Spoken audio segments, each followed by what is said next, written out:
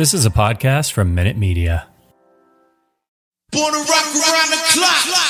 You can't say I'm not. And in case you forgot, I'm the king of rock.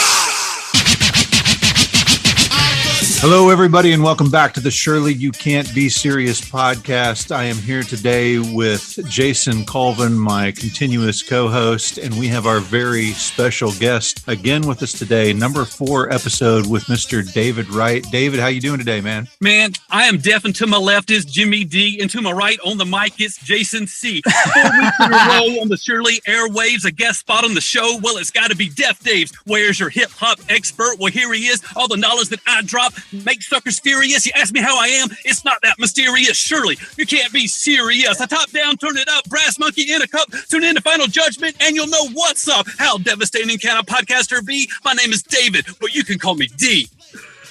Woo, man, that is, we're giving it up to you. Oh, that was fantastic. That is the best intro ever. And Surely Can't Be Serious history right there. Yeah, that's fantastic. So we start before every time we hit the record button, I say to Jason, do you have something? He says, no. Do you have something? And we just throw something at the beginning. And that was fantastic. That's definitely the best That I've ever took had. time, effort, thought, rhymes. Just off the top, man, off the dome.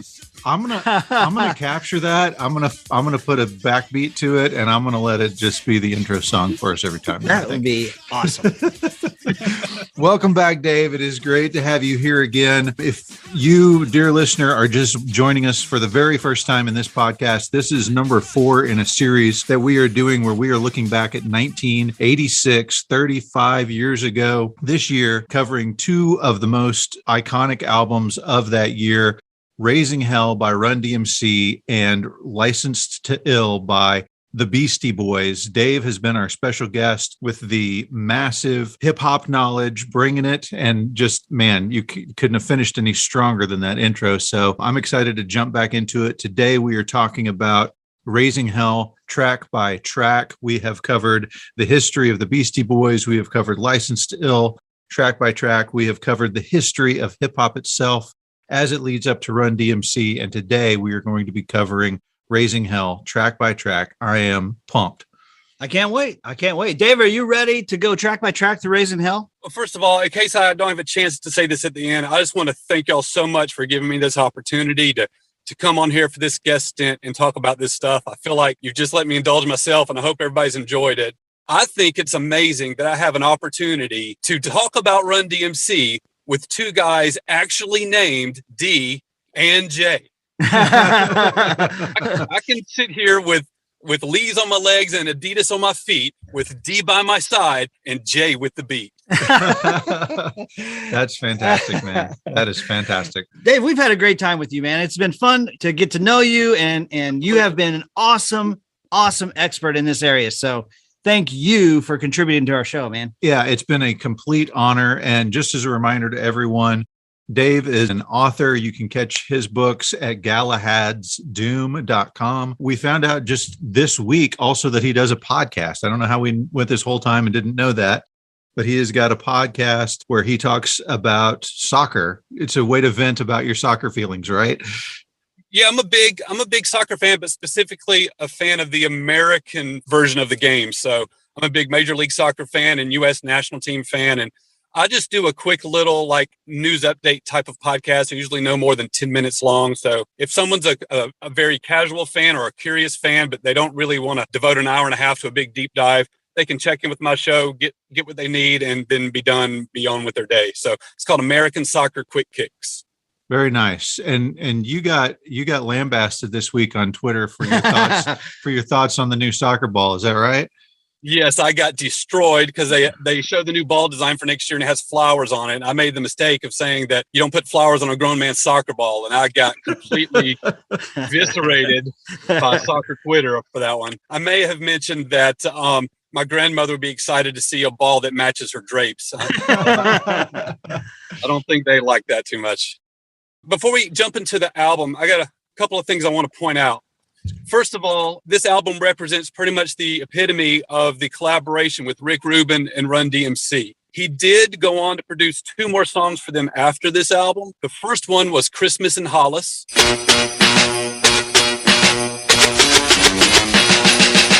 Which is their well-known holiday track. It was placed in Die Hard. It's kind of a annual, it's a perennial holiday hit, at least around my house it is. Hey, wait. We can't blow past that, man.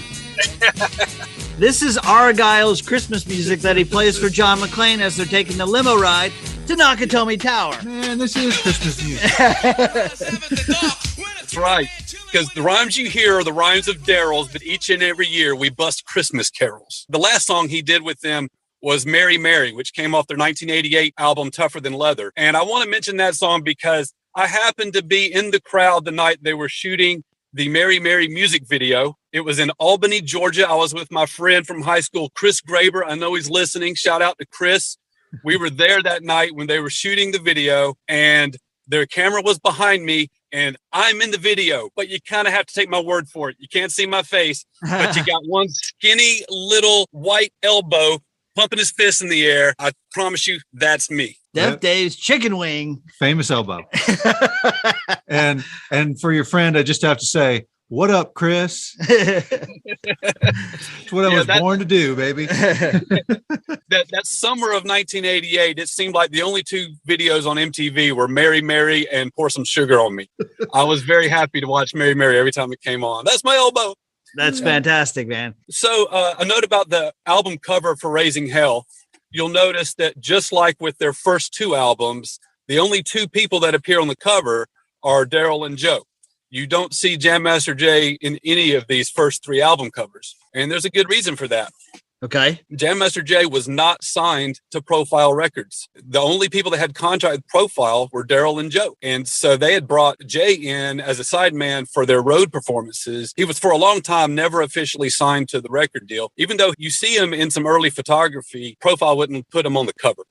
Interesting. So I've got a little bit something on the album cover as well. Caroline Grayshock was the photographer, and she's the one who took Cyndi Lauper's She's So Unusual cover as well. All right. So before we go any further, this album was released May 27th of 1986. Run-DMC is the first hip hop group to receive heavy rotation on MTV, grace the cover of Rolling Stone magazine, and get a Grammy nomination. And a couple of quick background on the recording of the album. They had just come off of tour in 1985, and they went into a place called Chung King Studios in New York City.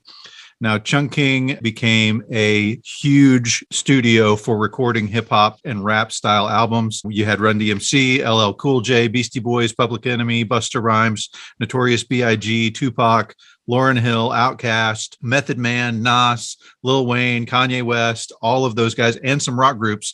Aerosmith, as we know, Beyonce, Depeche Mode, Destiny's Child, Fergie, and Lady Gaga, all recorded at Chung King Studios at some point, but it had just gotten this name of Chung King Studios when they came in to start their recording process. Now, the producer on this one was different than the last 2 albums, which we kind of discussed. They had Larry Smith as their producer for the last couple of albums. And as Dave mentioned on our last episode, Run had gotten a little tired of how much Larry was trying to put more music into the albums, although it was his brilliant idea when they were listening to Riot to put some rock into their music. But this album, they were using a new upstart DJ called Rick Rubin. So, just to remember the timeline from our first episode, the first album put out by Def Jam was LL Cool J's Radio, which came just after Crush Groove, late 1985, and it was produced by Rick Rubin. If you want more history on Run-DMC and hip hop and rap, go back and listen to our previous episode from last week where Dave laid the knowledge on thick and strong. It is unbelievable the amount of knowledge that Dave brought on that episode. For sure. By the way, you mentioned Chung King Studios? Yes. That is also known as the Abbey Road of hip hop. One thing I wanted to cover real quick, Raising Hell did not reach #1 on the Billboard Hot 200. It made it all the way to #3. Do you know the 2 albums that kept Run-DMC out of the top spots? I do. And we've talked about one at length and one in glancing. Mm-hmm. Okay. The number 2. I'll give you, go ahead and do #2, and I'll give you a hint on #1. I'll give you a hint on #2. She made out with Adam Horowitz backstage at the Beastie Boys concert. All right, well, I know it's Madonna, but I don't know the album. Madonna's True Blue. on the strength of Open Your Heart and Papa Don't Preach and La Isla Bonita, reached number 2, September 20th, 1986. The number 1 album. Okay, so it's a soundtrack. What movie was everyone obsessed with in 1986? Top Gun. You got it. Ding, ding, ding, ding. Top Gun, number 1. Madonna, number 2. Run-DMC, number 3. I mean, that's amazing that they're up there with those two iconic albums. It's truly incredible, given that rap wasn't even in the mainstream a couple years before this. That's right. And this was the first rap album to ever go platinum. Fantastic. Are you ready to dive in track by track, Dave? Let's do it.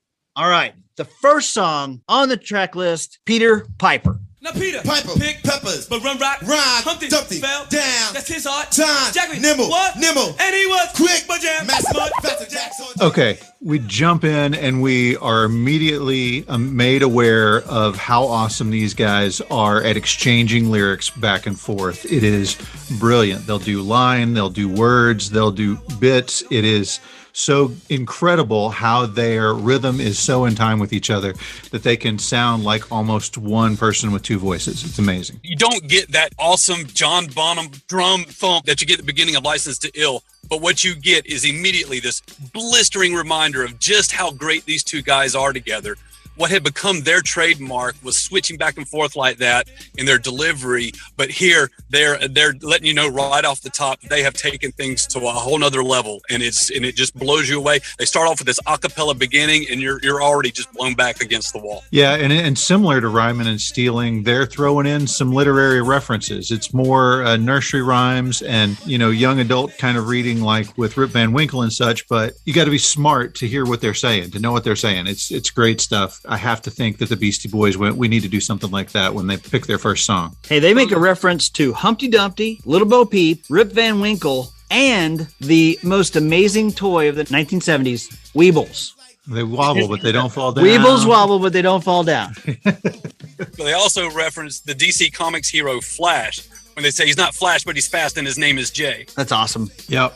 And the music that they've got behind it is, again, it makes me think of Girls. It's that very kind of plinkety xylophone style of music that they've got going with them, which is the perfect thing to put with a song that's referencing all these nursery rhymes and school stories. The Bells are a sample of a song called Take Me to the Mardi Gras, which was by this jazz fusion kind of artist named Bob James.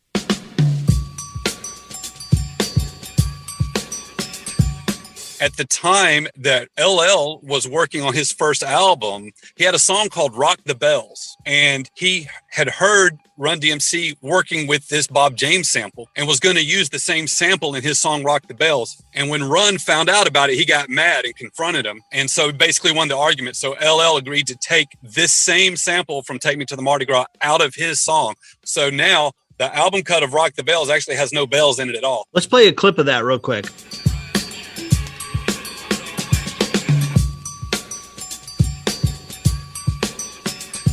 There it is, man. Yep. That's it. No question. Yep. That's it. So the whole song is about Jam Master Jay. Even though he had a self-titled song on the first album. So Peter Piper actually became his theme song, and it was the one that was most identified with Jam Master Jay. And in case you're not aware, he was killed in 2002 in an execution-style murder that for a long time was a cold case. There's just recently in the last year been some movement on that case. As a matter of fact, there was an indictment 1 year ago, and just November of this year, the prosecution has said that they will not be seeking the death penalty, but they do have a couple of guys that will be going to trial for it. But this was the song that they used at Jam Master Jay's funeral and in all his tributes. He was known as Peter Piper, and this was the song they used to honor him. I heard Daryl McDaniels talk about this song, and when he was listening to the radio when this album was released, the DJ came on and said, we have got the most amazing, awesome hit of the summer from Run-DMC. You're not even going to believe it. It's so great. And Daryl McDaniels thinking they're getting ready to play Peter Piper. Peter Piper is the one. And of course it was not. And we'll talk about that song here in just a few minutes. Okay. But this is a hit right out of the gate. This is an awesome song. It's one of their classics, one of their best loved songs. It is awesome. It's a great starter to the album. Absolutely. Ready for song number 2? Yes. Song number 2 on the album called It's Tricky. This speech is my recital. I think it's very vital to rock around. That's right. On time. It's tricky. Here we go. It's tricky to rock around. To rock around. That's right. On time. It's tricky. All right. Now, this one I'm very familiar with because they played it on MTV all the time. This reached number 57 on the Billboard Hot 100 chart, released February 8th of 1987. Let's talk about what it samples. 1979, The Knack, My Sharona. When I read that, I was blown away because I didn't really hear it until that came to my attention. Well, in 2006, The Knack actually sued Run-DMC and their associates in some online stores for unlicensed use of this sample.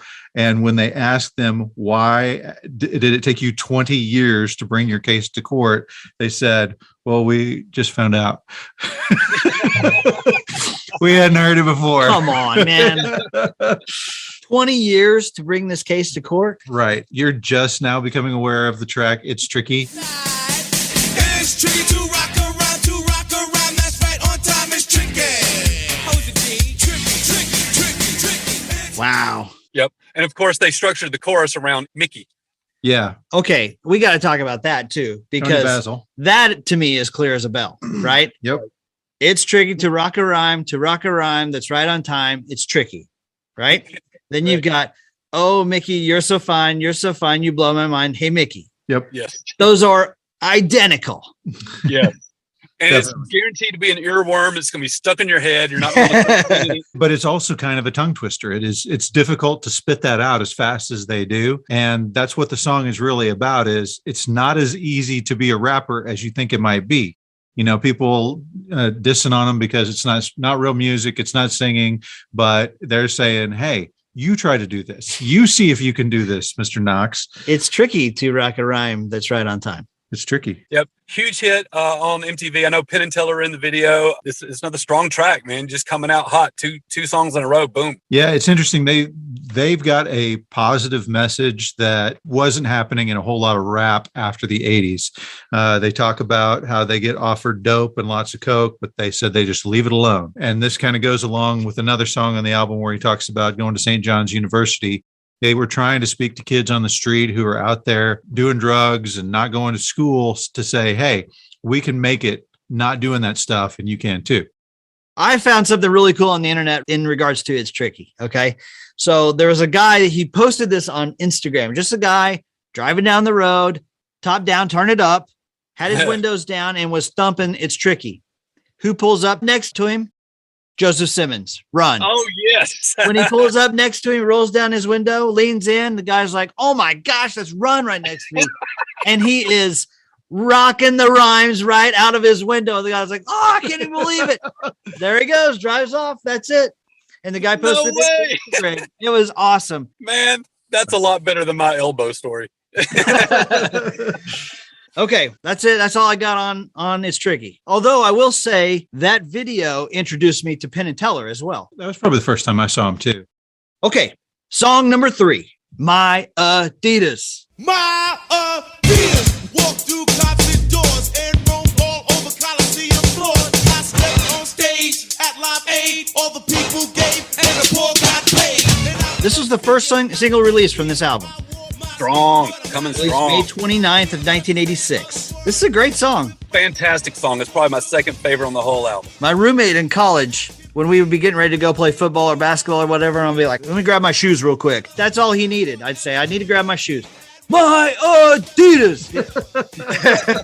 Scott Foster, shout out to Scott Foster. Interestingly, this song led to the first non-sport entity to sell sneakers. Yes.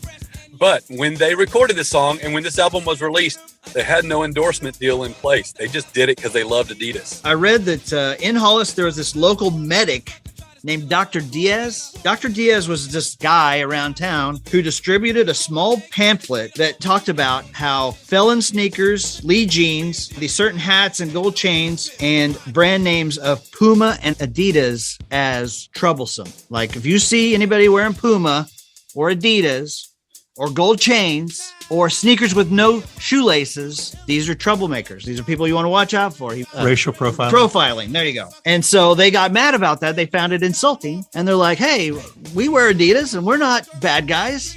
And so they were intent on writing a song about Adidas and being good guys. So let me tell you about a man named Liar Cohen. We didn't talk about him last episode, but he had started out running a club in California. And one time Run-DMC had come out there and performed some shows with them. And at one point he decided he was going to work for Rush Management. Okay. He basically cold calls. He walks up to the front door in New York and tells Rush that he wants to work for him. Now, Rush had known him from booking shows at his club, but he's like, look, we're still a shoestring operation. And the way this works is, you get paid a percentage based on whatever new business you bring to the company. That's the only way I can pay you. He said, well, okay, who's handling your merchandising? And Russ is like, my what? He goes, who's booking your shows? Who's managing your packaging your tours? He's like, my what? And Liar said, I'll start on Monday. In 1986, when he first got this job and he was looking to generate the money, one thing they did is they pulled out of these annual Fresh Fest concert tours and he packaged together the Raising Hell tour. And so all the non-Rush elements of Fresh Fest dropped away. So there are no more Fat Boys, no more breakdancers, and it was just Rush artists. So that's how the Raising Hell tour came to be, just Beastie Boys, Houdini, LL Cool J, and Run-DMC. And that was it. And so Liar Cohen was the guy who put that on, and it was in the middle of the Raising Hell tour that Liar orchestrated a fantastic stunt related to this song, My Adidas. What Liar and Russell did is they conspired to bring over Adidas executives from Germany and had them attend a sellout Run-DMC concert at Madison Square Garden. Now, Joseph Simmons also was in on it. And when they got ready to sing this song, he took off his Adidas shoe, held it up in the air, and he told everybody else to do the same. And there was an ocean of teenagers holding their Adidas shoes in the air, waving them back and forth. The house lights come on, the spotlights are sweeping across them. And those Adidas executives, their jaws are on the floor. They realize in that instant what is happening and how powerful Run-DMC is to this market. And just like that, they signed Run-DMC to an Adidas endorsement deal, making history as the first non-athlete to sign a sneaker deal. And this was the beginning of the corporate world of understanding the power of the hip hop market. It's fantastic, man. It is fantastic. They were trendsetters in so many ways. It's unbelievable. Okay, so since you brought the company up and since you mentioned them earlier, I'm going to say this. So Adidas, the shoe brand, was started by a guy named Adolf Dassler, right? Adidas. Adidas, exactly right. He had a brother whose name was Rudolph Dassler. And at one point they were in business together, working together, but they realized they didn't like working together. They just, their brotherly hate just kind of reached a boiling point. Okay. And so Rudolph was like, you know what? I'm going to go across the river. I'm going to start my own company and we'll just see how it goes. And so Adolf makes Adidas, and Rudolph starts another shoe company that you might have heard of called Puma. Wow. And then they both end up on the feet of troublemakers out there that you need to watch out for. That's right. So what's cool about the song, though, is that they're not necessarily bragging about the shoe itself. They're bragging about themselves and about all the things they've accomplished while wearing the shoes. Russell Simmons had this idea that he wanted them to write a song about their Adidas. And he apparently came up with this idea while smoking angel dust. So Daryl McDaniel said he went to see him and he's like, you got to come up with a song that starts My Adidas standing on 25th Street. And he was really high because he said it about 50 times. They actually mention their Live Aid performance in the lyrics of this song. We talked about that Live Aid performance in last week's episode. Yes. They step on stage at Live Aid. All the people gave in, the poor got paid. What I find amazing is that this song, My Adidas, has a very famous fan. Bob Dylan loves this song. Really? What? That's awesome. At the time in 1986, he said in an interview that he just thought this was a great example of just the the vitality and just the inroads, I guess they had, the voice of the black youth market. He just saw this was a fantastic expression. That is insane. That's incredible. We have mentioned Bob Dylan so much recently in such like way out there ways. He wrote Knocking on Heaven's Door, which we talked about in our Guns N' Roses episode several weeks ago now. Mm-hmm. And then because of Knocking on Heaven's Door, that was in Pat Garrett and Billy the Kid. We talked about him in our Young Guns versus Tombstone episode. And now we were going to talk about him with Run-DMC. Insane. Man is everywhere. All right. Are we ready to finish up on my Adidas? I mean, look at this. 1, 2, 3 right out of the box. Peter Piper is tricky. My Adidas. You would think this can't possibly get better. What's track 4? Track number 4 is the song that changed music, culture, history, everything as we know it.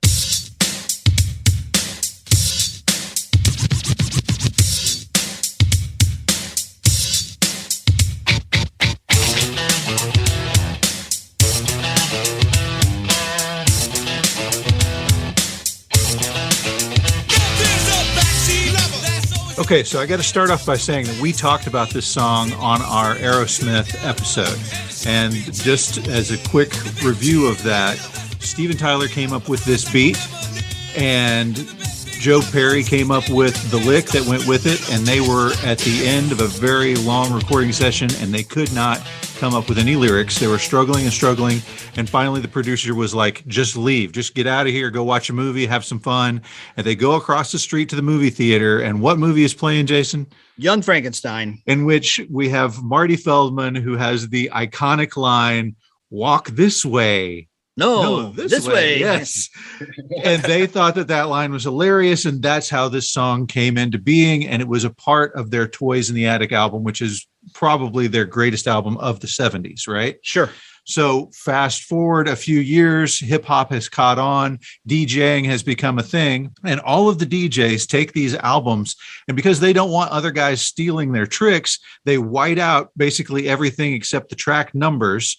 And so they have Toys in the Attic, and everybody who's anybody knows, hey, number 4 is a great lick and a great beat.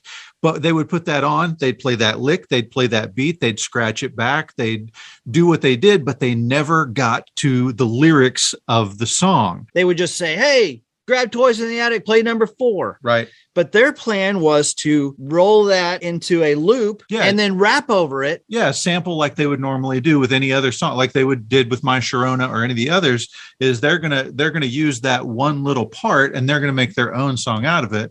But Rick was the one that said, no, you guys should do the original song. I mean, and you, if you listen to it, it's, well, to my ears, almost like a rap. Steven Tyler has a very rhythmic way of singing his song.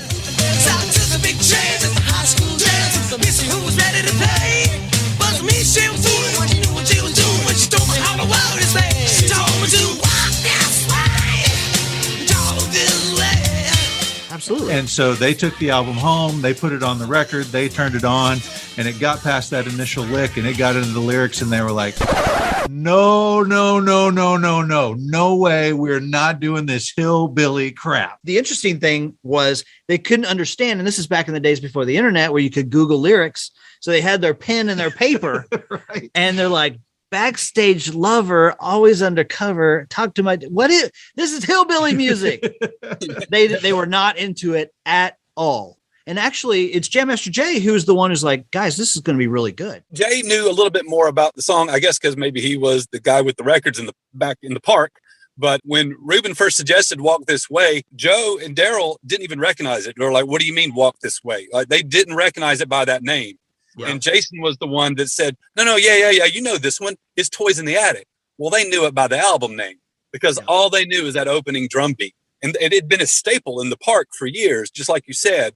But they had just never bothered to listen to the rest of the song, and they didn't know it by its proper name. So it was Jason that said, no, listen, this could work. Now, this is a case, and I don't know how many, it seems like it's in every episode where you're covering albums, but this was a case of where the album was basically done. They had all these other tracks finished. It's insane. And Rick Rubin, yeah, I mean, you can finish the story. He was like, we need one more. We're missing something. And this was a late idea and a late addition. And this is the one that kind of galvanized the whole album. And I got to say, when we told this story in our Aerosmith episode, I talked about, Aerosmith was kind of in bad trouble at that point. They were trying to come back, but they had not at all come back from what they were in the 70s or what they would become in the late 80s and 90s. Done with Mirrors in 1985 was a bomb. Disaster. Yeah, it was a total bomb.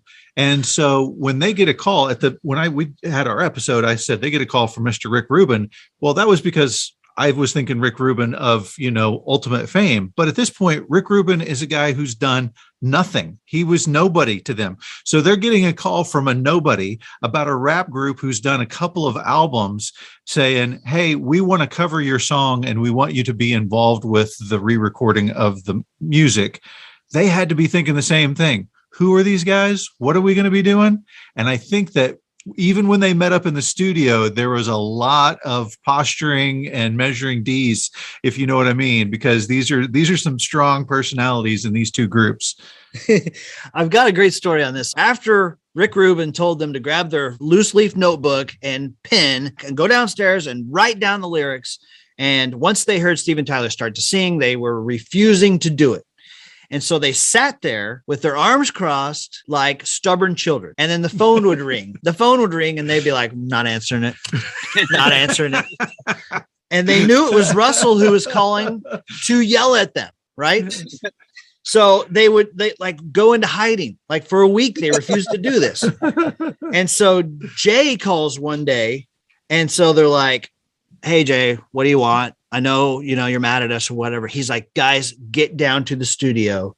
Steven Tyler and Joe Perry are coming. And they're like, who? Who? And so Jay's like, get down here, So when they arrive, they see the guys from Aerosmith and they're like, oh my gosh, the Rolling Stones are here. Well, it's a fanboy for Rick Rubin, right? Because this dude has just been like this slob living in his dorm room, and he stumbled into this situation where he's producing records. And he was the guy who grew up with Led Zeppelin and AC/DC and Aerosmith, and he's like, what if we got Aerosmith? And he got him, and then so he's got his heroes in the studio with him, and he can't believe it. He's got the Steve Tyler and the Joe Perry, and they're making a record for him. And so he gets in there, and he's got Joe Perry laying down guitar. And Rick Rubin decides he's not playing well enough. He's no good. And he's got the cojones to go up to Joe Perry and say, you're not doing it right. You got to try it again. Here, try it this way. And coaches him on how to play his own lick. Wow. No, play it this way. He also, I understand, Joe Perry plays bass on this track. But when they got ready to do that, he hadn't brought a bass guitar. They didn't have a bass laying around. And so there were these kids hanging around the studio the day they were recording all this. And one of the kids was like, hold on, I'll go get my bass. And he runs out, right? And eventually he comes back and says, here, you can play this. And that kid was Adam Yauch. It was the Beastie Boys hanging out. Oh my gosh. I didn't know the story, but I knew that was where you were going with the kids hanging out. That is fantastic. Yeah. So fast forward a few months and they're on stage playing together in Miami, and Adam Yauch's drunk out of his mind trying to play bass with chasing Joe Perry around backwards. You mentioned that Joe Perry was not playing up to par. I heard an interview with Rick Rubin, and he was like, Run and DMC, they were not hitting the lyrics like he really wanted them to. He's like, they were lazy. They were goofing off. They weren't into it. He's like, get your butts in gear and lay down these tracks like you can, And so everybody was kind of feeling it out and took a while to warm up to it. And Daryl McDaniels, they're like, when did you know that this was going to change people's lives? He's like, I didn't know it was going to do anything until it took off. Right. And that was the story that you were alluding to earlier. Whenever they had been touring, they get back, he starts listening to the radio, and there's a DJ that comes on and he says, this is the hottest rap song of the summer, guys. Everybody get ready. This is about to blow the summer away. It's so strong. And he knew what the song was going to be. He knew it had to be My Adidas or Peter Piper. And the song started playing, and it was that Walk This Way lyric. And he was like, what? Yeah. So this album, the artists themselves, they were more involved in the production of the tracks and the songs than the other albums. And Ruben was a little bit more hands off with this than he was with License to Ill. But Walk This Way is all Rick Rubin. And I mean, we talked about how he had to coach up Joe Perry, he had to coach up Run-D. I mean, he demanded the best from all of these guys, and he put this record together, and it sounds amazing. I mean, putting aside the fact that I'm going to pick rap every day, I think this version of the song sounds great. It's just right there in your face, popping out of the speakers. I think the production on it is better than the original song. It just got that energy to it. It's fantastic. There are a few cover songs that are as on point with the original as this one is, that you might say they may have outdone themselves on this one. And obviously, if you don't have Steven Tyler in there singing his parts to this song, it's not the same song. It doesn't do the same. Right. If you don't have Joe Perry in there doing the lick, even if he took some coaching, it's not the same song. But Run-DMC, once they got their butts in gear, they were on point on their interpretation of these lyrics. And then we got to talk about the video. Let's talk about the video. Yeah. Okay, so the video is Aerosmith practicing. They're in the room right next door to Run-DMC, and they're practicing. Run-DMC guys start the beat, and Steven Tyler's banging on the wall with his microphone stand, punches a hole through it, sticks his head in, and that's when he screams, "Walk This Way." And it's a metaphor for tearing down walls. Yeah. It's great. I love it. And I will say this. I thought of you, Dave, because you are a video guy and editing guy. After Steve Tyler gets done singing through the hole, Joe Perry sticks his head in and looks around, and the camera pans across, and it does this beautiful cross cut into the concert stage. And I was like, oh, that was a really smooth cut right there. It looks like we just went through the wall and now we're in a completely different place. This video was landmark. It's really kind of amazing. And in retrospect, despite the reluctance that the artist had with doing the song, in hindsight, it seems like a no-brainer. It seems perfect. The beat sounds like a rap beat. It's been used in the park for years. The lyrics are already delivered in a way that almost sounds like a rap anyway. Right. Run-DMC had a history already of using rock and roll on their records. I mean, it just sounds fantastic. And you're bringing in this classic rock band that's going to bring a whole new audience to Run-DMC. And this puts them on MTV for the first time. This video was the first time Steve Tyler and Joe Perry had ever appeared on MTV. That's insane. That's crazy. And then not only do you have that metaphor of walls being knocked down, but you're using that video and the collaboration here of these two high-profile artists to really send that message of that crossover, right? So you're just uniting the races, the black and white folks together, can both like this music, can both like this song. And the video really drove that home in a pretty cool way. But not only that, but that's exactly what this song did for rap. This was no longer something obscure and on the fringes. I was like the weird white dude who already knew about, like, Boogie Boys and Lottie Dottie and all this stuff my freshman year. But nobody really was on board with how cool rap could be until this song came out. And suddenly it was cool to like Run-DMC. And I'm looking like the hip guy in the corner who knew about it all along. So it cannot be overstated how massive of an impact this song had on breaking rap out and busting through that wall and taking it to the mainstream. Even just the simple storyline of the video, you start the video with animosity, and by the time you reach the end, it's handshakes and hugs. Yeah, it's great. Beautiful. It's awesome. And in between, you get a great look at their shoeless Adidas. Yep. And the veins in Steven Tyler's neck.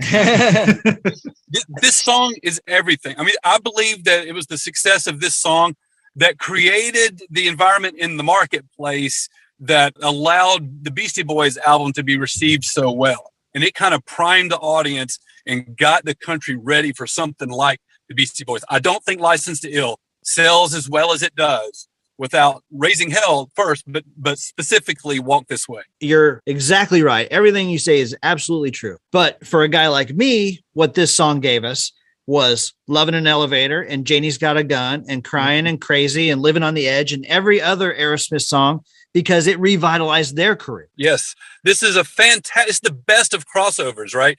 Because it's a win-win for everybody. Aerosmith absolutely needed this just as much as Run-DMC did. And both acts come out way ahead after this collaboration. Yep. And I love what Daryl McDaniel says about this song. He's like, At first, we were adamantly against it. We were viciously opposed. But when he talks to high school kids, he's like, listen, always be willing to try something new. It may just change your life.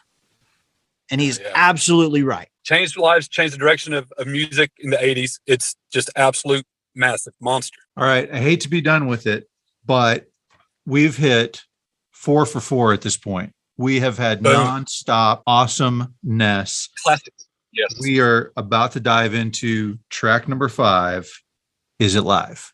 The microphone master DMC, cause 1, 2, 3, 4 casualties. You'll be praising D down on your knee, cause I'm popping and dropping, stopping all MCs. Okay, I love this song. I don't think this was a single from the album, but this is one of my favorite. I love the energy of it. It's absolutely, I turn this one up every time it comes on. But I got to tell you a story. So I'm in 12th grade, right? So this is a couple of years after the album has come out, and I'm sitting in English class. And I got to tell you up front, my girlfriend is in the same class, and she's just a couple of rows away. Okay, we're sitting there, and we are studying poetry, and the teacher's going over different types of rhyming schemes. You know how you have AABB, CC, or you might have AAB and CCB to go with, you know, it's all just poetry stuff that you're learning in class. Right. And they were like, and she was checking, you know, see if everybody understands what she's talking about. Says, can you think of examples of some rhyming schemes? And I'm sitting over there and I just do one of these things like, like that. That's all I do. And then everybody looks at me. And I play it all over. What? Who? Me? And everybody in the classroom, right? They know me. And all of a sudden they're starting to giggle. They're punching each other and pointing like, "Hey, look at that!" And everybody starts laughing and snickering, just knowing something's coming, right? And I'm just playing it low key. You know what? The teacher is this like prim and proper, you know, like classically educated, like Victorian, like hair in a bun, Victorian collar. And she turns and she says, "David, can you share with the class an example of an internal rhyming scheme?" I'm like, just served a softball right over the middle of the plate. Right? And I'm playing it low key, you know, but I've got 25 kids in the room, like on the hook, and I'm reeling them in, right? And I'm just like, "Oh, you want me to rhyme?" and the teacher has no idea what's coming. And she's like, "Yes." And I go, "Connect, eject, and collect respect. Get down to the sound, because it comes direct. The money right, don't bite, and I might check." And all the guys in the class got their hands in there, and they're like, "Go Deaf Dave, go Deaf Dave, go Deaf." But all the girls in the class, they're ignoring me because all their eyes, they're on my girlfriend, right? And she's completely mortified. She's like trying to hide under the desk. She's giving me these looks like, "You shut up now, David, shut up." And I'm like oblivious, you know, just kind of got quality and skill book beyond belief. Do I still be for real? And that's great, oh, man. It was awesome. And then she didn't dump me right away. Was this the same girlfriend? No, this was a different girl, not the one that was jocking Mike D to Mike. It was a completely different girl. She got rid of me right after prom was over. So the moral of the story is I was a high school loser that never made it with the ladies.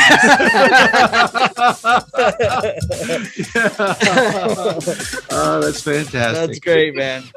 Hey, I had something similar. I'm just going to throw this in really quick. In my Spanish class, my Spanish teacher, is one of those days we're watching a video and she's like, "Okay, class, we're going to watch a movie, but it's going to be in Spanish. And I'm going to stop it every so often. You're going to tell me what's going on if you can do it, right?" And we're like, "Okay, whatever." So she pops in Raiders of the Lost Ark, but in Spanish. So she keeps stopping and she's like, "Does anyone know what they're saying?" And I'm like, I'm like, "Well, they're looking for the ark, but they're looking in the wrong place. And the thing's one thing too short." And I amazed my Spanish teacher. She had no clue. Very good, Miguel. Oh my gosh. That's awesome, man. All right. Are we done with Is It Live? Yeah. Yeah, we could be done. I love it. To me, it's another hit. It's another nonstop hits here coming from the top. So the next song on the album is a song called Perfection. Everybody out there ready? It goes a 1, 2, 3, and perfection TD is quite essential. He has to live up to his potential. I work real hard all day and night. I get to it and do it 'cause I want it right. I got Okay, I've got one thing to say about this, and I'm going to turn you loose, man. Okay. One thing I know about this song is that is Jason Mizell on the drums. And I'm up to par. My name is DMC. Down in front of J. Is everything copacetic? Kind of A-OK.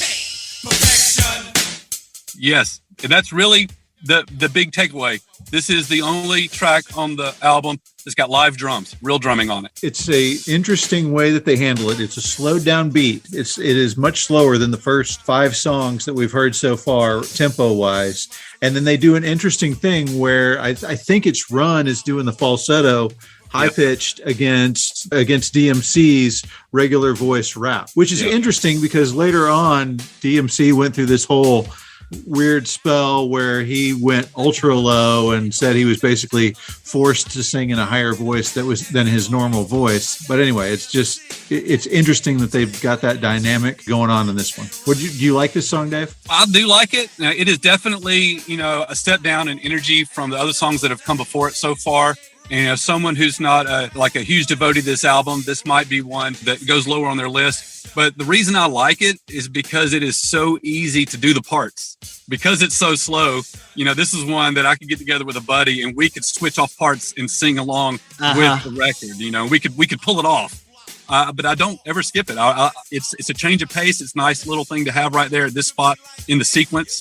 And it's lighthearted. It's kind of funny. It's fun. It's a step down from the others we've heard so far. I like the drums. I do like the live drums. I think that it gives a little bit more character. You can see Jay's talent as a musician here. Okay. Hit stop on your tape player. Eject. Kick it out. Flip it over. Side 2. And we start off with a song called Hit It, Run. Born to rock around the clock. You can't say I'm not. And in case you forgot, I'm the king of rock. I'm the 7th state of my controller DMC. And can't nobody mess around with me. I'm the king of rock, rap, and Powerful start to the second side right here. Okay, hold on. It's so rare that I get the opportunity to do this. This is the titular track. Titular. I've never grown up from sophomore year. No, I haven't. This one contains the gigantic MFer in the middle of it. Yeah. That was a little bit of a shock to me. These 2 albums we're looking at, License to Ill and Raising Hell, you look back at now and with slightly more mature ears, and they're both a little problematic for different reasons. License to Ill is actually completely clean in its language. It's just that some of the subject matter, is a little rough. And in this case, on this album, the subject matter is not too bad, but there are 3 tracks that have explicit language in it, and this was the worst one, unfortunately, because it does detract from what is a fantastic song. It's an awesome high energy jam. Along with dropping that MFer like a Scud missile right there, I had seen some interviews with Run on YouTube, and I was just watching those, and he became later in life known as Reverend Run. Yep. He went to church all the time. As he was telling his story, he decided one day to go to church. And it was one of those deals that, as with most grown men who give in and go to church for the first time, they want to sit in the back row. They don't want anybody to talk to them. They just want to kind of observe. So he's sitting there one day and he saw what clearly was a grandmother who was dragging her grandson to church. And he didn't want to be there, but she was making him, right? And he was into rap music, and as they walked in, he locked eyes with Run. He sits down with his grandmother and he keeps looking back at Run. Like, that can't be who I think it is. And he keeps looking at him. And he elbows his grandmother and he's like, that's like a rap superstar behind us. And she's like, that ain't no rap superstar. You're in church. Turn around and listen. Right? But he keeps glancing back, and he becomes more and more sure that that's Run from Run-DMC. And he said, like on the 10th time, Run winked at him. And that's when the guy's like, that's Run from Run-DMC. And I just thought that story was hilarious. And he never skipped church again. That's right. The moral of the story is always go to church because you never know who you're going to see there. So this song features Daryl, almost exclusively Daryl doing all the rapping. And that is because Joe is actually beatboxing on this record.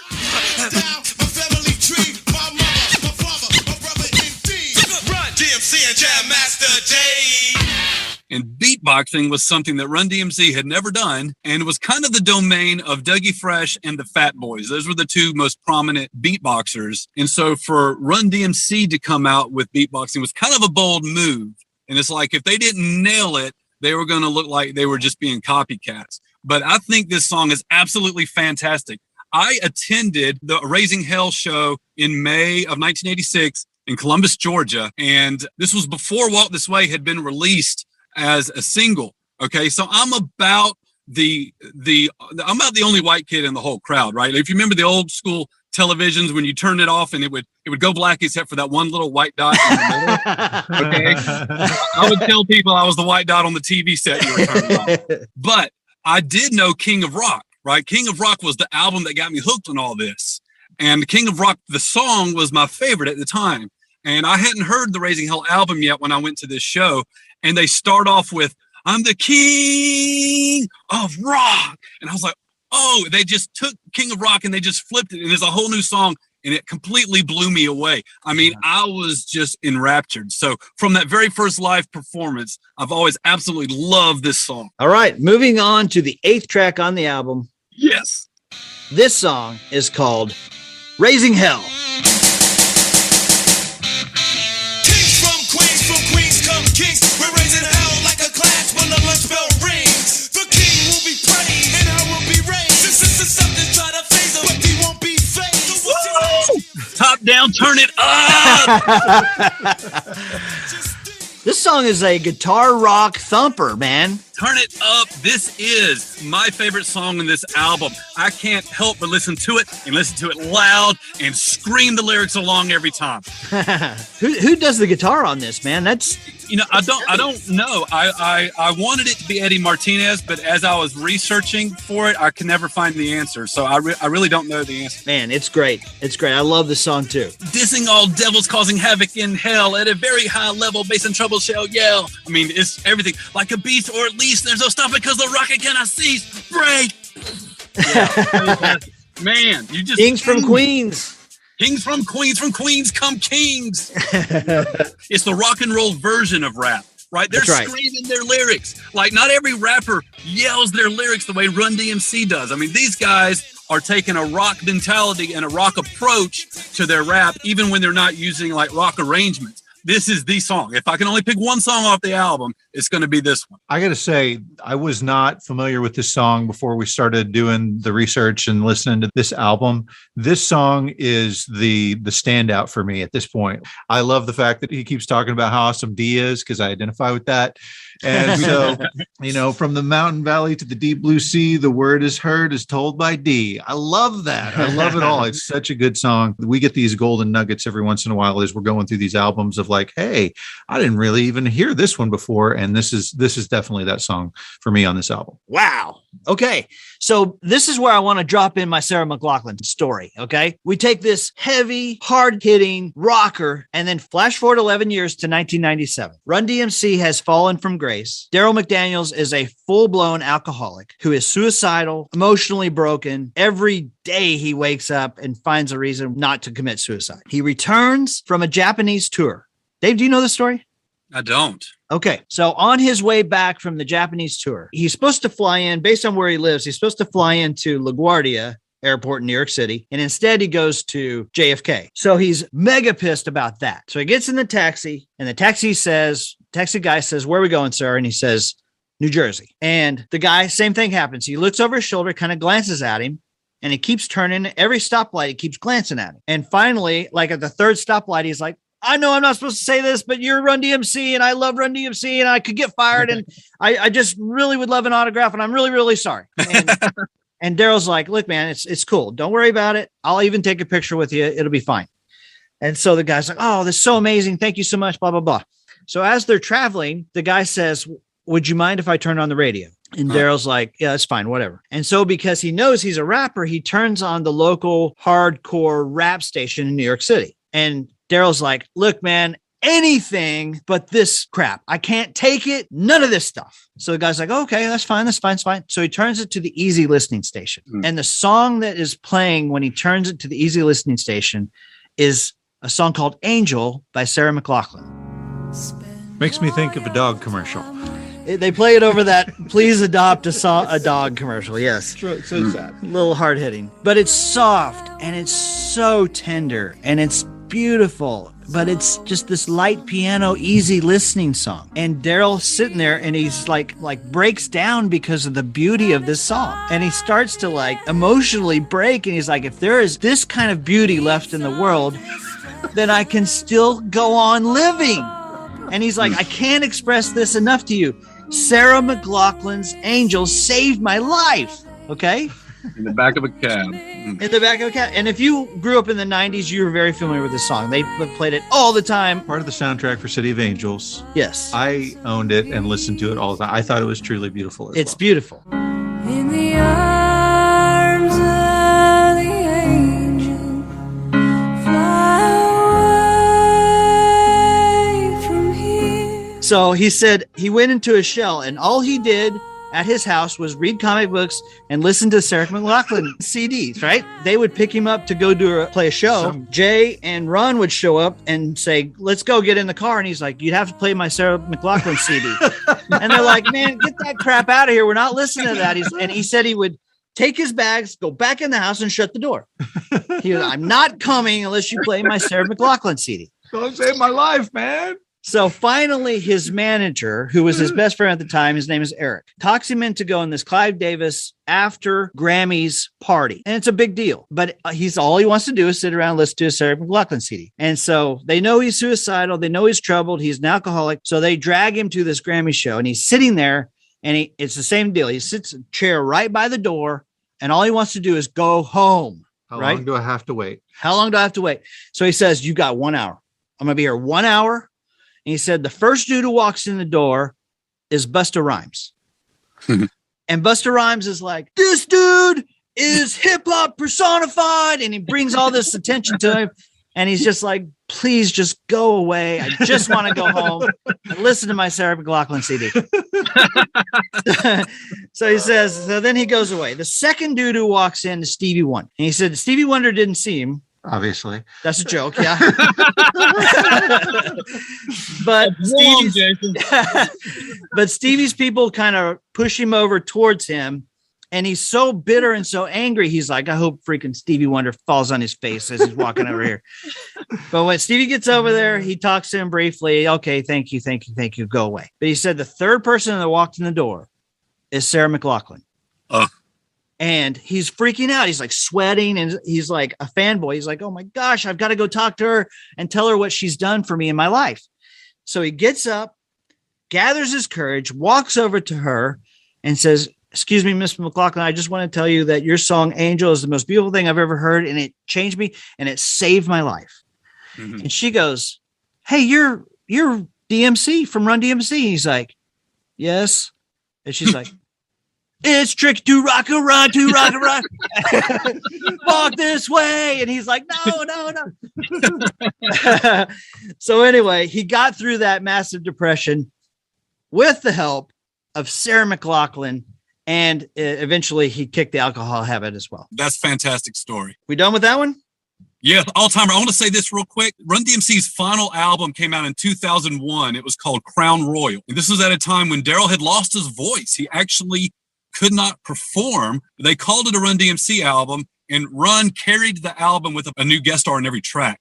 And they had a song called School of Old, which was a collaboration between Run and Kid Rock. And it's one of the best songs on that album. And they reused the final verse from the song Raising Hell. They reused it in School of Old on their 2001 album. And that's a song that's worth checking out. It's pretty cool. Awesome. I found out who the guitar player is on this song. You guys ready? Yeah. Okay. Yeah. Rick Rubin. Rick Rubin is the one playing the guitar on this song. I should have known. That's awesome. All right. So that brings us to song number 9 on the album. This was the third single released October 21st, 1986. This song is called You Be Illin'. Yo, Jay. Wait.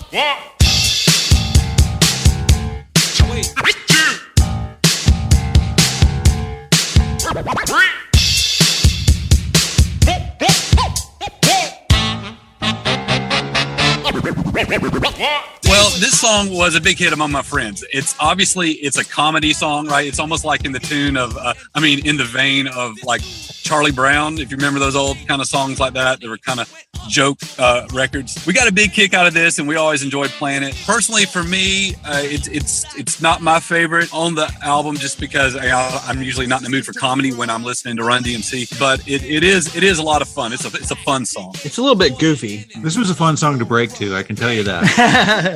There's a nice moment in the song where he goes, and it was Deaf. And I was able to take that song Deaf and use it myself, as for Deaf Dave. I could sample it. You explained to me last week, which I hadn't always been super crystal clear on what it meant to be ill or illin.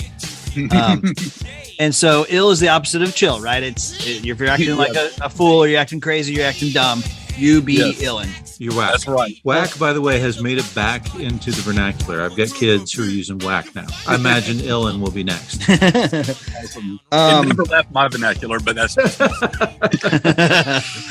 peaked at number 29 on the Hot 100. All right. So next song on the album is called Dumb Girl.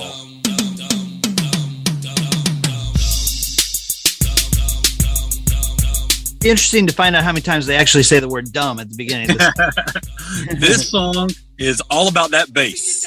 If you wanted to show off your car's system, Dumb Girl was the track you could go to in 1986, turn up those subwoofers, and rattle windows all around the block. It's one of those songs that would be obnoxious in traffic, and you couldn't even hear anything else except that bass just shaking the ground. So here's the thing I read about this. This was something I found really interesting. So it is generally not like them to be insulting to women, and to write a song about, dumb girl, it's just a little bit, not that big of a deal, but it's uncharacteristic for them. So the rumor is that LL Cool J wrote this song when he was 17 years old. That was the rumor on the street. He's not listed among the songwriters, I can tell you that. That was the rumor I found on the internet. Because the internet is always right. Right.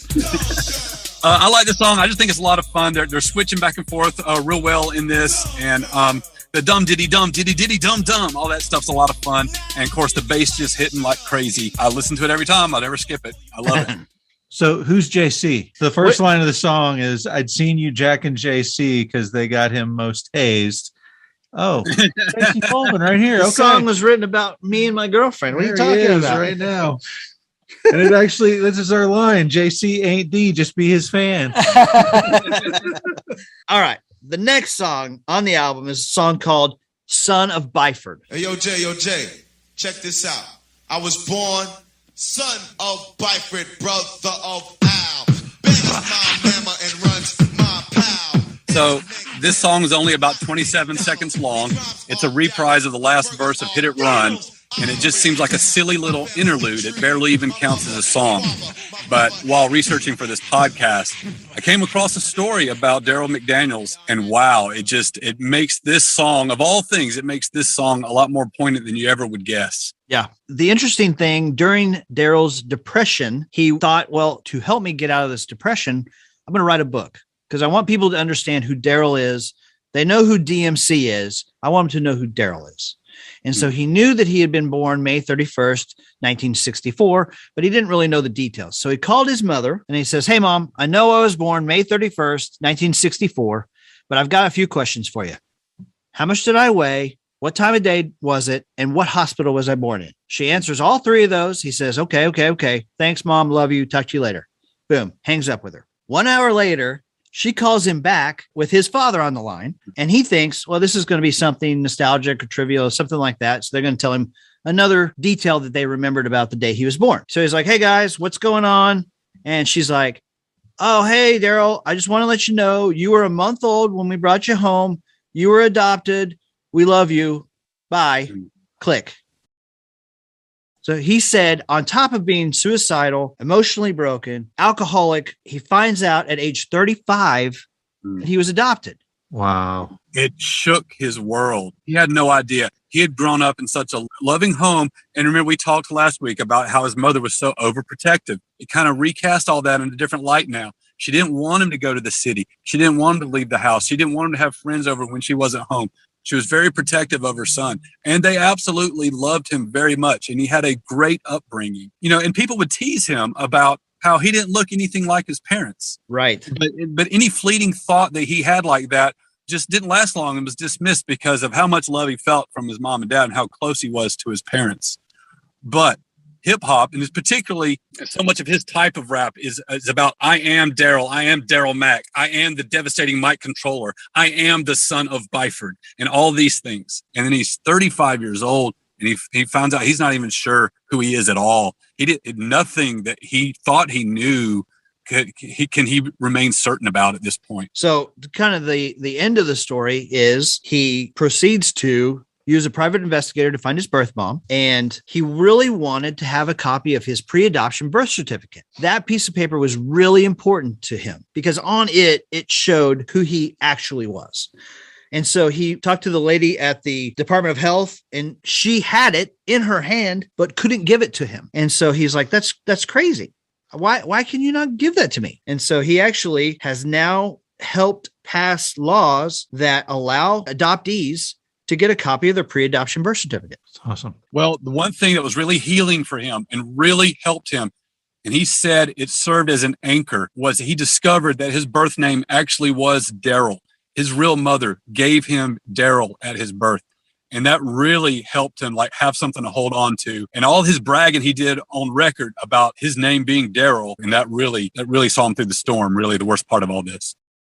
On a lighter note, the beginning of the song when he's son of Byford, brother of Al, he got that from a Thor comic. We talked about how Daryl McDaniels was a big, big comic book fan, and he got it from Thor, where Thor was son of Odin, brother of Loki. So just to touch on something that's put him where he was at that point, we talked last episode about the fact that before they really did their first show, the only rapping that he had done had been up in their lab, in the attic when he was drunk. Well, he realized, because he was normally a very introverted guy, he realized that if I start drinking a little bit, it'll loosen me up and I can perform on stage.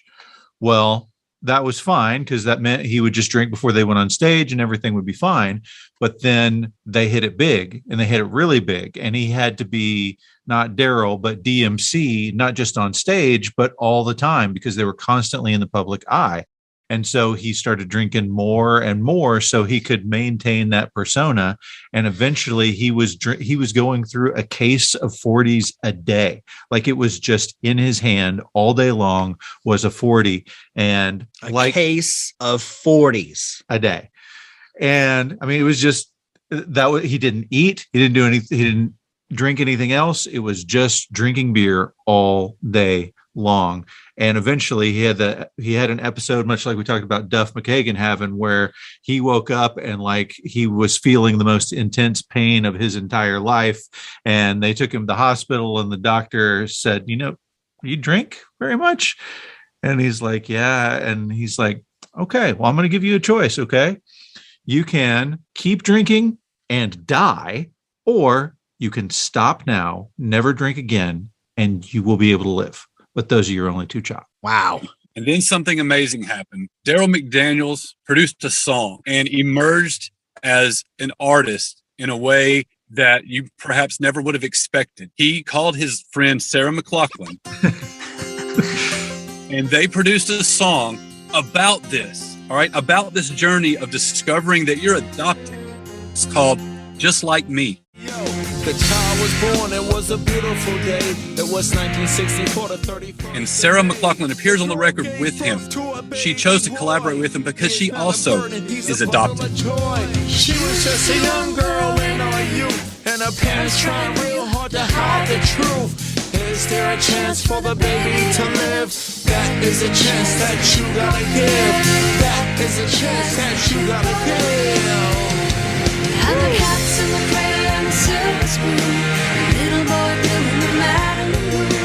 When you're coming home, I mean, I can't get through the video in one sitting. I have to stop and gather myself. It's really, it's a powerful song because you know how personal and how true of a story it is. It's a powerful song, and I have to think that it would have to be impactful and healing to anybody who's ever been in a similar situation that he's been in. It's fantastic. One of the things he talks about somebody was asking him, why is it so important for you to have that birth certificate, that pre-adoption birth certificate? And he said, well, you never start a book on chapter 2. I'm a cat and a crayon and a silver spoon. Little boy blue in the Malibu. When you're coming home, I don't know where. We'll get together there. He's also a producer of his own line of comic books. Yeah, that's awesome. That's awesome. You know, one of the things I love about him, every time I see him, he's wearing a different shirt. I've seen him wear an AC/DC Back and Black shirt. I've seen him wear Aerosmith shirts, of course. He wore a Nirvana shirt, all these different bands that you wouldn't necessarily think or associate with Run-DMC. Yep. He's a big classic rock guy now. Sure is. That's so cool. That's so cool.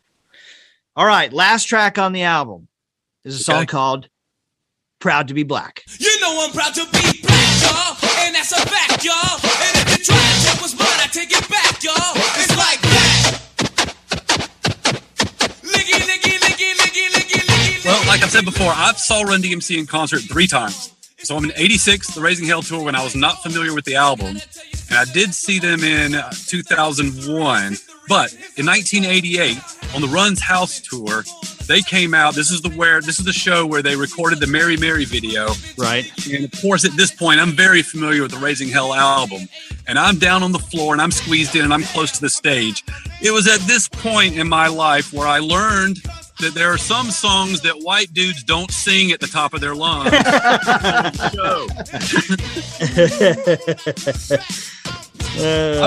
I'm just into it, right? I'm feeling the music, and I'm sitting there going, I'm proud to be black, y'all. And I start getting looks, and message received. I got real quiet and with my mouth shut for the rest of the jam. That's funny. Yeah. So this song makes references to Jesse Owens, to Martin Luther King, to Harriet Tubman, and to Malcolm X, George Washington Carver. And I just got to say this. So in doing the research that we did and looking at the history of rap, I came across something I didn't know before. So we talked about the influences on hip hop and some of the rhymes and such, and I listened to some of the earlier rap songs, and I found out that one of them was strongly influenced by a speech that Malcolm X gave, where he was talking about the difference between the slaves that lived in the house and the slaves that worked the field. And he was talking about how the slaves that worked in the house were always cowing to the master, and if anything were going wrong, like that the house was on fire, they would realize they're going to lose their home, and so they'd run and tell the master. Whereas the slaves in the field couldn't have cared less if the house was on fire, which is where you get the song lyrics. The roof is on fire. We don't need no water. Let that burn. I never knew that. There you go. Wow. There's a tidbit for you. Wow. There you go. A couple of things about this. It's interesting to look at the writer credits for this song, because one of the writers is Dr. Dre. No, not that one. Wow. So Dr. Dre from Yo MTV Raps fame, who spent a stint as the DJ for Beastie Boys. That's right. Helped co-write Proud to Be Black. Now, guess who the other credited writer is on this song? A guy named Daniel Simmons Sr., Run's dad. Wow. Helped write this song. Okay. Now, Run's dad, Daniel Sr., was someone who, at the beginning of our story last week, was an administrator of the public school system. He would go on to become a professor in Black history. In 1963, when they were still living in Jamaica, Queens, he started getting involved in activism for the civil rights movement. He participated in a protest that was going on there locally in Jamaica, Queens. And then that really kind of woke him up and got him kind of politically active in the civil rights movement. As a matter of fact, he drove down, I think it was August 1963, and he marched with Dr. King in the Freedom March and was there in the crowd on the day of the I Have a Dream speech. Oh, wow. So, Wow. and he helped write Proud to Be Black. That's amazing. It's fantastic. That's fantastic. It's a great story, man. Best way to end our discussion of track by track on this album. Now we come to the moment of decision. Okay, so here we are. We've gone through the history of Beastie Boys. We've gone through Licensed to Ill track by track. We've gone through the history of hip hop itself and Run-DMC and Raising Hell track by track. And so, Jason, you're on. Yeah! So, as a person who was didn't own either one of these albums, I found that as I went through them, I liked a lot of the songs on there that I didn't know or wasn't familiar with before we started this. Okay, as I go through the track list, from License to Ill, you've got some major songs from my youth. You've got Fight for Your Right. You've got No Sleep Till Brooklyn. You've got Paul Revere. We loved Brass Monkey and Girls, and Rhymin' and Stealin' was great. Those songs are awesome. They're also rock-based. A lot of Led Zeppelin in there. Then you go back to the Raising Hell album. You've got Peter Piper, awesome. You've got, of course, Walk This Way is mind-blowing. It's Tricky was on MTV all the time. You Be Illin', Raising Hell is awesome. But for me, I have to go with Beastie Boys on the power behind Fight for Your Right and No Sleep Till Brooklyn. I'm going License to Ill as the better of these two albums. D. Graves. 1, 2, 3, 4. Okay, so coming into this, I thought I would probably say the same thing. I thought I would probably say License to Ill.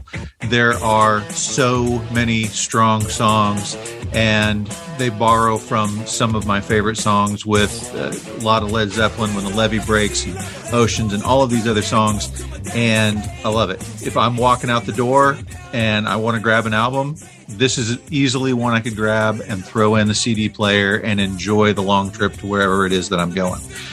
But for this particular matchup, I'm falling back on nostalgia. As the young kid who took a paint pen and wrote Dr. Fresh in bubble letters on his boombox because he wanted to be a b-boy, he wanted to dance to whatever awesome rap was out there at the time, Run-DMC was a part of my childhood, whereas Beastie Boys was something that I didn't grow a taste for until later. And so, because I love it, because it brings me back to those days of my youth, I got to pick Raising Hell. All right, Dave, you're the tiebreaker. Well, first of all, you have to understand that the good news is you don't really have to choose, right? You still get to listen to both albums. These are both Hall of Fame albums for me. They're absolutely still at the top of my list. It is hard for me to think of these as nostalgia trips because the truth is neither one of these albums have ever left my rotation. They remain a part of my listening habits, and they have through all these years. Another thing about these two albums is that this largely validated my existence in high school, right? Because I had been the weird fringe guy that was listening to all this weird rap before it had broken out and gone mainstream. And it was all I wanted to listen to. And nobody knew these acts or these songs. And I got some barbs thrown my way occasionally. But it was when these songs hit and it broke through, and now you had white kids as well as black kids listening to rap, then suddenly my status got elevated. I felt not only more accepted, but, I'm also the guy they're turning to with questions and everything. So I felt, the one time in my life where I felt like the hipster that was ahead of the crowd. And they go hand in hand, right? They came out the same year, but they're by the same producer. The acts knew each other. They toured together. It's really hard to separate these two albums for me. What I'm saying is, with both albums, I never skip a track, and that's something that you can rarely say about any album, and they're both true for this one. So where do I draw the line? What hair do I split, and what side do I come down on? Well, it comes down to your mood, really, right? Because there are different attitudes that are the prevailing attitude in each album. I think the Beastie Boys one is more fun, and it's more lighthearted, and is not necessarily obvious punchlines. Maybe sometimes there are, but you come away smiling.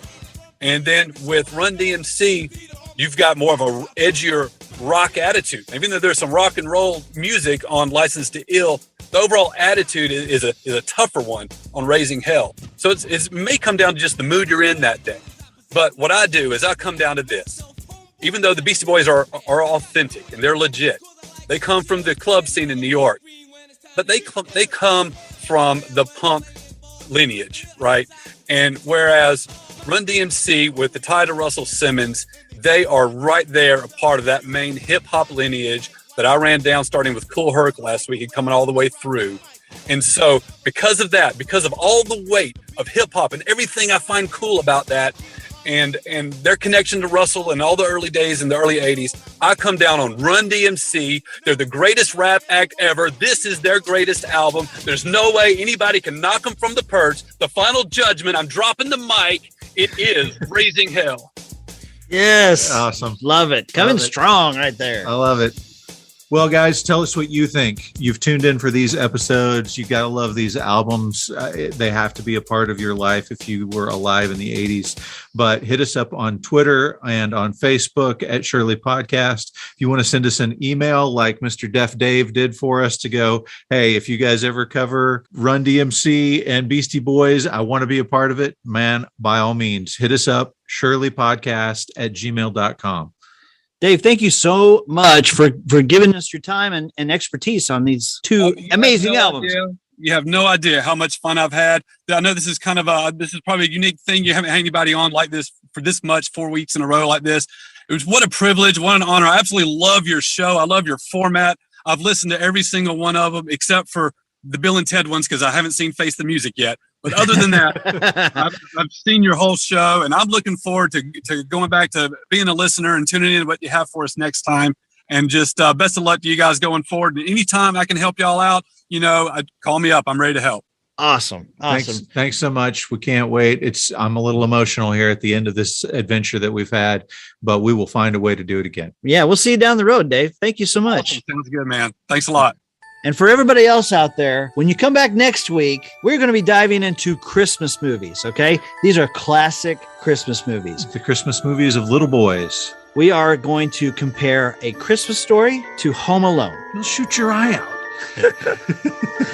So come back and join us for those. We can't wait to get into those. Dave, thanks again, and we will see everybody next week. Okay, Dave. For the Shirley Showcase this week, I've got my dear friends, Mark and Melissa Mingle, and they are going to tell us what they think about Purple Rain, the movie, versus Footloose, the movie. All right. This is one of our episodes on the 1984 summer special. So let's hear what Melissa and Mark have to say. Hi, this is Mark Mingle. This is Melissa Mingle, and we are going to quickly give you our feedback on Footloose, the film, and Purple Rain from 1984. Mark, how old were you in the summer of 1984?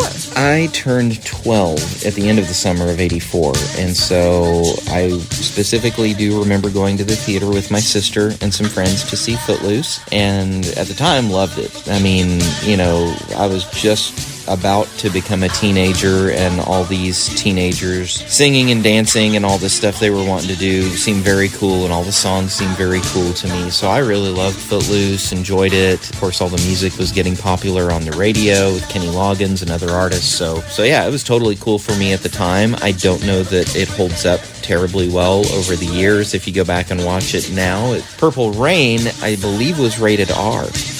And yes. I did not go to rated R movies when I was 12. Good for you. So I didn't see that till later. It was maybe 86, 87 probably before I saw that. And okay. So, and I don't know, I'll be honest, I don't remember if I saw it all in one sitting, if I sat through the whole thing on HBO or something, or on video, so I saw some of it. I love the music for Purple Rain. I mean, there's tons and tons of great hits from that album, but I know the album better than I know the movie. Okay, so I was 14 that summer, and I loved both soundtracks, which we are not supposed to talk about. We're supposed to just talk about the films. I now love many of the actors that were in Footloose. Kevin Bacon, Sarah Jessica Parker, the pastor and his wife were John Lithgow, and Diane Wiest. Yes, I had a little, the trophy husband remembers things better than me. Great cast, but even as a 14-year-old, there were things that I thought dialogue-wise and things about the film that seemed a little mainstream, and I'm going to say it. I'm going to say the word pedestrian, just trying to appeal to the masses.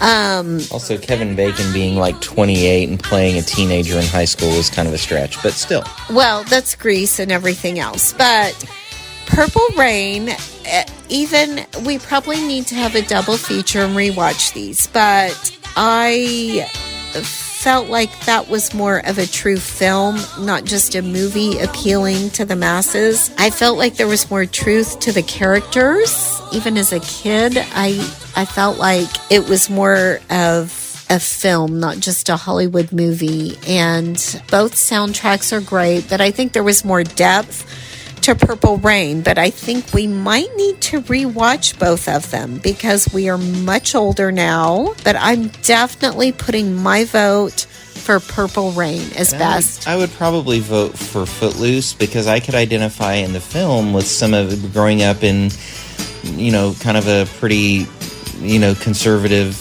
Baptist church as a kid. Like, you start to think about things like, hey, why can we dance or not dance? And, my church wasn't really like the church in Footloose at all, but seeing kids want to kind of grow up and express themselves and not just be, controlled by others. I mean, without being just overtly rebellious, it seemed like a pretty harmless way to kind of rebel and have fun by dancing with your friends. So I don't know. I thought that seemed kind of cool and more relatable to me as a kid than Purple Rain, which seemed much more like adults living in an adult world than high school kids, which I could relate to really well as a almost junior high kid at the time.